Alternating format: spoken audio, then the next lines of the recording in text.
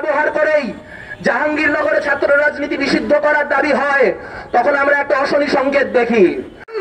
এই অবস্থায় 15 বছর পরে ওই সাংবাদিক বন্ধুরা, এই পৌরসভার সকল মানুষরা মিলে যখন আমার রাজনৈতিক দলের বিরুদ্ধে অভ্যুত্থান ঘটালো, আমার স্বৈরাচারী শাসনের বিরুদ্ধে অভ্যুত্থান ঘটালো, আমার পতন হলো, তখন আপনি সাংবাদিক কি এক্সপেক্ট করবেন? Press freedom. সেই অবাস্তবায়িত প্রজেক্ট এই বাংলাদেশে এই গণ অভ্যুত্থানের নেতৃত্বের হাত দিয়ে ঘটবে কিনা সেইটা কিন্তু এই দেশের মানুষ ঠিক করবে, এই দেশের ছাত্র জনতা ঠিক করবে, এই দেশের জনগণ ঠিক করবে। সংগ্রামী বন্ধুগণ, আমি যদি ভুল না বলে থাকি, বাংলাদেশে ছাত্র রাজনীতি নিষিদ্ধের প্রথম আলাপটা এই স্বৈরাচার শেখ হাসিনাই করেছিল। সংগ্রামী বন্ধুগণ, অবশ্যই সাফল্য আছে। শেখ হাসিনার একটা মাত্র সাফল্য এই দেশকে বিরাজনীতিকরণের জায়গায় নিয়ে যাওয়ার, সর্বোচ্চ জায়গায় এগিয়ে যাওয়া, এই দেশের মানুষকে ভোটের বিমুখ করে তোলা, রাজনীতি বিমুখ করে দেওয়া, এই দেশের মানুষকে রাজনীতিতে কি হচ্ছে তাতে খেয়াল না দেওয়ার, কর্ণপাত না করার জন্য প্ররোচিত করা, বাধ্য করা, দমন পীড়নের মধ্য দিয়ে ছাত্র সংগঠনগুলা শিক্ষার্থীদের অধিকারের দাবি নিয়ে একটা জায়গায় দাঁড়ালে তাদেরকে পিটিয়ে ঠ্যাং ভেঙে দেওয়া হয়েছে। সংগ্রামী বন্ধুগণ, উপাচার্যকে যৌক্তিক দাবিতে অবরুদ্ধ করলে তাকে কিন্তু গিয়ে ছাত্রলীগ গিয়ে অস্ত্রশস্ত্র নিয়ে মারপিট করে তাকে আসলে উদ্ধার করে নিয়ে আসছে। সংগ্রামী বন্ধুগণ, আমরা গণরুমের কথা জানি, গণরুমে বামপন্থী সংগঠনগুলোর ব্যাপারে যা তা অপপ্রচার চালানো হয়েছে। সংগ্রামী বন্ধুগণ, একটা ছেলে আজকে মেঘমল্লার বসুর সাথে যদি দেখা গেছে একটা ছেলেকে সে হাঁটতেছে, তাকে নিয়ে ডাইকা হলের রুমে নিয়ে নির্যাতন করা হয়েছে যে বামদের সাথে থাকা যাবে না। কেন? বাম আপনার অন্যায়ের কথাটা বলে বলে।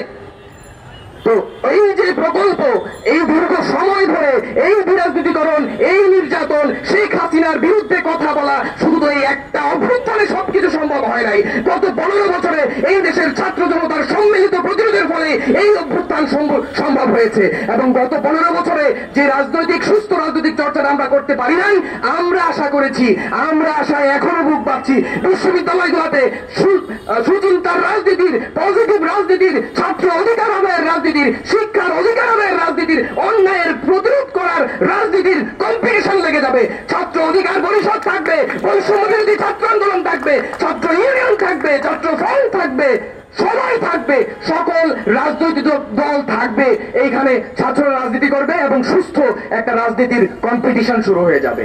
সেই কম্পিটিশনটা যারা চান না, তারা কি তাহলে শেখ হাসিনা যেমন করে চাইতেন রাজনীতি নিয়ে আপনার মাথা কামানোর দরকার নাই, ভোট কেন্দ্রে যাওয়ার দরকার নাই, কে এমপি হলো মন্ত্রী হওয়ার দরকার নাই।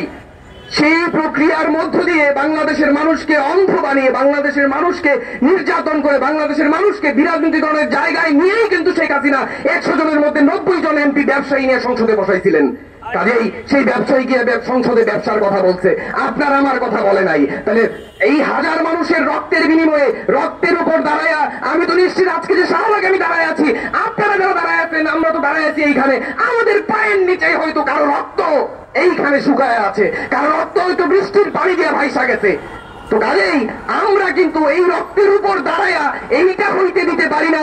শেখ হাসিনার বিরাজনীতিকরণের প্রজেক্ট যে অসমাপ্ত প্রজেক্ট, সেই অসমাপ্ত প্রজেক্টের সমাপ্ত হইতে দিতে আমরা পারি না। সংগ্রামী বন্ধুগণ, তো কাজেই আমরা এই সমাবেশ থেকে এই 3 দফা দাবির পাশাপাশি এই কথাও বলতে চাই, রাজনীতি বিশ্ববিদ্যালয়, কলেজ, স্কুল সব জায়গায় থাকবে, ছাত্ররা সুস্থ ধারার রাজনীতি করবে। যে বৈষম্য বিরোধী ছাত্র আন্দোলনের নেতৃত্বে 15 বছরের দুঃশাসন আমরা ঘুরাই দিতে পারছি, যারা ছাত্রলীগের মতো এইরকম ভয়াবহ একটা প্যারামিলিটারি বাহিনী, যদি আমি বলি অত্যুক্তি হবে না, একটা সন্ত্রাসী বাহিনীকে যারা হটাই দিতে পারছে, তাদের সাথে আমরা থাকবো। বিশ্ববিদ্যালয়ের সকল ছাত্ররা মিলে অতীতে যাদের যে সকল সংগঠনের সন্ত্রাস করার অভিজ্ঞতা আছে, উদাহরণ আছে, তাদেরকেও কিন্তু আমরা আসলে একটা সুস্থ রাজনৈতিক কম্পিটিশনের জায়গায় আসতে বাধ্য করতে পারবো তখন যখন আমাদের এই গণ অভ্যুত্থানের সকল স্পিরিট, সকল অংশীজনের যখন একই আলাপ হবে, যখন আমরা একত্রে একটা জায়গায় আসতে পারবো। সংগ্রামী বন্ধু, আবেগ নিয়ে আজ এখানে দাঁড়িয়ে আছি কারণ একদিকে বিজয়ের আনন্দ, কারণ গত 15 বছর বাংলাদেশের মানুষের মুখ কিভাবে আটকে রাখা হয়েছে, এই দেশকে কি গ্লানি সহ্য করতে হয়েছে, সেই অভিজ্ঞতা বারবার নিজের মস্তিষ্কে ফিরে ফিরে আসছে। সেই শাহবাগের রাস্তা, এই রাস্তার উপরই দাঁড়িয়েছিলাম 14ই ডিসেম্বর। আমি এবং আমার কমরেড শুভ্র আমরা রিক্সা করে টিএসসি থেকে যাচ্ছিলাম। এই জায়গায় দাঁড়ায় সৈকতের বাহিনী আমাদের রিক্সা থেকে নেমে এমন মার মেরেছিল, এমন আঘাত করেছিল যে আমার বাম চোখটা যে এখনো ঠিক আছে, এটা আসলে সৌভাগ্য ছাড়া আর কিছু না।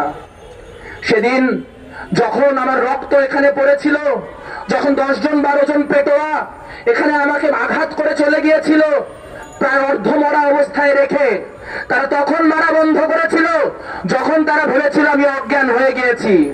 সেই অজ্ঞান অবস্থা থেকে উঠে হাসপাতালে গিয়েছিলাম, যখন দেখলাম বাম চোখে কিছু দেখছি না, তখন খালি একটা কথাই মনে হয়েছিল যে ডান চোখটা ঠিক রাখতে হবে, কারণ নিজের চোখে শেখ হাসিনার পতনটা দেখে যাইতে হবে। সেই শেখ হাসিনার পতন আমরা দেখেছি বন্ধুগণ, কিন্তু আমাদের গ্লানি মিটে নাই। আমাদের গ্লানি মিটে নাই কারণ আজও মত প্রকাশের অধিকারের জন্য আমাদের রাস্তায় দাঁড়াতে হচ্ছে। আজও ন্যায়সঙ্গত কথা বললে আমাদের ট্যাগিং এর শিকার হতে হচ্ছে। হয়তো 1 মাস আগে 2 মাস আগে কেউ ন্যায়সঙ্গত কথা বললে তাকে জামাত শিবির ট্যাগ দেওয়া হতো, আজ সেই ট্যাগ উল্টে গিয়ে স্বৈরাচারের দালালের ট্যাগ হয়ে গিয়েছে। কিন্তু ট্যাগের রাজনীতি এখনো বিরাজমান। বাংলাদেশের মানুষ এখনো মুক্তভাবে তাদের যে বক্তব্য, তাদের যে কথা, সে কথা বলতে পারে না। বন্ধুগণ, আপনারা জানেন ডিজিটাল সিকিউরিটি অ্যাক্ট বিষয়ে। আপনাদের ডিজিটাল সিকিউরিটি অ্যাক্টের অনেক গল্পের মধ্যে 2টো গল্প মনে করিয়ে দিতে চাই। একটা গল্প মনে করিয়ে দিতে চাই প্রীতম দাসের, শ্রীমঙ্গলের প্রীতম দাস, যিনি কিনা রাষ্ট্র সংস্কার আন্দোলনের সাথে যুক্ত। সেই প্রীতম দাস এবং তার সহযোদ্ধারা যখন কিনা মৌলভীবাজারের চা শ্রমিকদের দাবি নিয়ে মৌলভীবাজার শহরে দাঁড়িয়ে একটি অনুষ্ঠান করেছিল, তখন আওয়ামী লীগের পেটোয়া বাহিনী তাদেরকে যে প্রহার করে, তাদেরকে আক্রান্ত করে, এবং আক্রান্ত হওয়ার পর প্রীতম দাস দমে যাওয়ার বদলে বরং শ্রীমঙ্গলের প্রেস ক্লাবে যান এবং প্রেস ক্লাবে গিয়ে তিনি বক্তব্য দেন। তিনি বলেন, এই আওয়ামী লীগ নেতা আজকে আমাদের প্রহার করেছে, তার বিচার হতে হবে। যখন দেখা গেল আওয়ামী লীগের অবস্থা খারাপ, তখন আওয়ামী লীগ প্রথমে কি করলো? প্রীতম দাসের যেই ধর্মীয় পরিচয়, সেই ধর্মীয় পরিচয়কে ব্যবহার করলো। পরিচয় ব্যবহার করে 2 বছর আগে তার দেওয়া একটি ফেসবুক স্ট্যাটাস, যেখানে তিনি পাকিস্তানি সাহিত্যিক সাদাত হোসেন মান্টোর কয়েকটি লাইন উদ্ধৃত করেছেন, সেই লাইনটিকে কেটে এমন ভাবে ব্যবহার করার চেষ্টা করলো যেন প্রীতম দাস ইসলামের অবমাননা করেছেন। এবং সেই কথা বলে রাতারাতি ছাত্রলীগ তাওহিদি জনতা হয়ে গেল এবং সেই তাওহিদি জনতার ব্যানারে তারা শ্রীমঙ্গল জুড়ে প্রোগ্রাম করলো। সৌভাগ্যবশত সেদিন যে মসজিদগুলি মৌলভীবাজারে ছিল, তারাই খেলাটি ধরে ফেলেছিল, তাই তারা এটি সাম্প্রদায়িক উস্কানিতে পা দেয়নি। কিন্তু যখন তাওহিদি জনতা হয়ে প্রীতম দাসকে হত্যা করার পরিকল্পনা বা প্রীতম দাসকে নির্যাতন করার পরিকল্পনা ভেস্তে গেল, তখন ধর্ম অবমাননার নামে তার বিরুদ্ধে ডিজিটাল সিকিউরিটি অ্যাক্টের মামলা দেওয়া হলো এবং সেই ডিজিটাল সিকিউরিটি অ্যাক্টের মামলায় জামিন না পেয়ে প্রীতম দাস 6 মাস খাটলেন। বন্ধুগণ, আরবিট্রারি ডিটেনশন, মানবাধিকার লঙ্ঘন হয়েছি 3 দফা দাবিতে। 3 দফা দাবির অন্যতম দাবি হলো গণহত্যার বিচার চাই। বিশেষ ট্রাইব্যুনাল গঠন করে গণহত্যার বিচার করতে হবে। গণহত্যার দায়ে দায়গ্রস্ত রাজনৈতিক সংগঠন বাংলাদেশ আওয়ামী লীগ এখনো নিষিদ্ধ হয়নি। বাংলাদেশ আওয়ামী লীগ এখনো বিভিন্ন কাঠামোর মধ্যে বাংলাদেশ আমলা ব্যবস্থা, বাংলাদেশের শাসন ব্যবস্থার অন্তর্ভুক্ত রয়ে গেছেন। বন্ধুগণ, এই গত 5ই আগস্ট আমরা তাড়িয়েছিলাম বাংলাদেশ থেকে একটি ফ্যাসিস্টকে, যে ফ্যাসিস্ট তার বিরুদ্ধে চারণ করার জন্য নিরীহ ছাত্রদের উপর আক্রমণ করেছিল, যে ফ্যাসিস্ট তার বিরোধিতা করার জন্য ছাত্রদের বুকে গুলি চালিয়েছিল, যে ফ্যাসিস্ট খুন করেছিল সাইদ, মুগ্ধ, আবদার এবং বিভিন্ন সময়ে বিভিন্ন প্রতিবাদী প্রগতিশীল মানুষকে। এই ফ্যাসিস্ট কাঠামোর উৎপত্তি ব্রিটিশরাই করে দিয়ে গিয়েছে। তার পরবর্তী বাংলাদেশে যারাই ক্ষমতায় বসেছে তারাই এই ফ্যাসিবাদী আচরণ করতে বাধ্য হয়েছে। আজকে যে নতুন বাংলাদেশে আমরা অবস্থান করছি, সেই বাংলাদেশেও সেই ফ্যাসিবাদী রাষ্ট্র কাঠামো বর্তমান। 71-এর পরবর্তী সময়ে আমরা দেখেছিলাম যে বিজয় অর্জিত হওয়ার পরে বিজয়ী দল আওয়ামী লীগ সে পুরো যুদ্ধটা নিজের বলে দাবি করার চেষ্টা করেছিল। বর্তমানে আমরা দেখছি যে সাধারণ শিক্ষার্থী নামে যে বৈষম্য বিরোধী ছাত্র আন্দোলন, তারা পুরো যুদ্ধটাকে, পুরো অভ্যুত্থানটাকে নিজের বলে দাবি করার চেষ্টা করছে। ফ্যাসিবাদী প্রবণতা তাদের ভেতরে নেই তা আমি বলবো না, কিন্তু ফ্যাসিবাদী হয়ে ওঠার যে প্রবণতা, তাকে এড়ানোর চেষ্টা করতে হবে বন্ধুগণ। নাহিদ ভাইকে বলছি, আসিফ ভাইকে বলছি, ফ্যাসিবাদী হওয়া যাবে না ভাই। যদি ফ্যাসিবাদী হয়ে উঠেন, আমি পুনরায় আপনার বিরুদ্ধে দাঁড়াবো ভাই।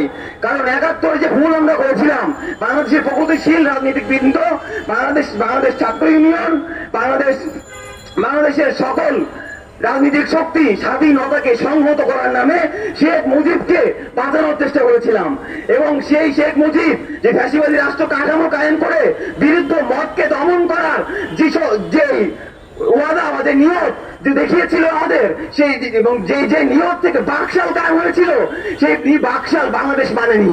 এবং ছাত্র রাজনীতিকে নিষিদ্ধ করার যে আলাপ শুনছি, বিরাজনীতিকরণের যে আলাপ শুনছি, সে আলাপ একই বাকশালের আভাস আমাদেরকে দেখায়। যদি একই রকম ভাবে পুনরায় একদলীয় শাসন কায়েম করার চেষ্টা আপনি করেন নাহিদ ভাই, তাহলে আমি দুঃখিত, আপনার সমর্থন আমি করবো না।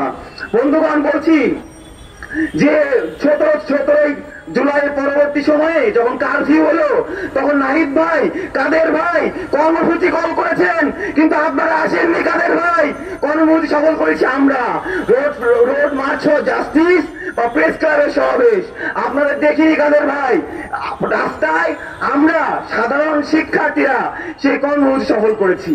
তো আপনারা যদি ভেবে থাকেন যে আপনারা একাই গণ অভ্যুত্থান সংগঠিত করেছেন, আপনারা ভুল। যাত্রাবাড়ি যে ৭ জুলাই গণ অভ্যুত্থানের স্টালিনগ্রাড যাত্রাবাড়ি, আপনি এবং আমার অনুপস্থিতিতেও যে যাত্রাবাড়ি রাস্তা ছাড়েনি, বিপ্লবী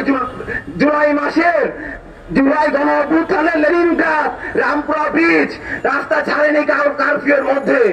এবং পরবর্তী সময়ে আমি দেখছি যে বামপন্থাকে নিয়ে অনেকের চুলকানি, বামপন্থীদের নিয়ে অনেকের চুলকানি, অথচ এই বামপন্থীরাই গৃহযাত্রা থেকে সারা দেশকে এক দফায় একত্রিত করেছিল, সারা দেশকে এক দফায় সংগঠিত করেছিল। তা আপনারা ভুলে যাচ্ছেন, আপনারা ভুলে যাবেন না, আমি আশা রাখবো। তারপরে দেখি যে এই ফ্যাসিবাদী রাষ্ট্র কাঠামোতে যেই বসবে তাকেই ফ্যাসিস্ট হয়ে উঠতে হবে, কারণ এই রাষ্ট্র কাঠামোর দর্শন ভুল। এই রাষ্ট্র কাঠামোর দর্শন ঔপনিবেশিক রাষ্ট্র কাঠামোর দর্শন। এই রাষ্ট্র দর্শন পাহাড়ে সেনা শাসন, সে পাহাড়ে সেনা মোতায়েন করে রেখে আমার বন্দুকের নলের আগায় শাসন করে। এই রাষ্ট্র দর্শন সীমান্তে হত্যা হলে এই রাষ্ট্র দর্শন চুপ করে বসে থাকে, কারণ তারা শক্তিশালী রাষ্ট্র বলে। এই রাষ্ট্র দর্শন তিস্তার নদীর ন্যায্য হিস্সা দাবি করতে পারে না, কারণ শক্তিশালী রাষ্ট্র, তাদের সহযোগিতা আমাদের দরকার। আমাদের কারো সহযোগিতা দরকার নেই কমরেড, আমরা অনেক শক্তিশালী। এই বাংলাদেশের সাধারণ ছাত্র জনতা আপনার চেয়ে অনেক শক্তিশালী। রাষ্ট্র যদি জনতার বিপক্ষে দাঁড়ায়, পুনরায় অভ্যুত্থান সংগঠিত হবে, পুনরায় যুদ্ধ সংগঠিত হবে। আপনারা ভুলে যাবেন না ভাই, একজন বলেছিল তার কোনো বিকল্প নেই, তাই আমরা ২০০০ জন মরেছি। আপনি যদি বলতে চান যে আপনার বিকল্প নেই, আপনাকে স্মরণ করিয়ে দিই, ৬৯-এর পরে ৭১ সংগঠিত হয়েছিল। রক্তাক্ত জুলাই গণ অভ্যুত্থান যদি বাংলাদেশকে সেই দিকে নিয়ে যায়, সাবধান। সবাইকে ধন্যবাদ।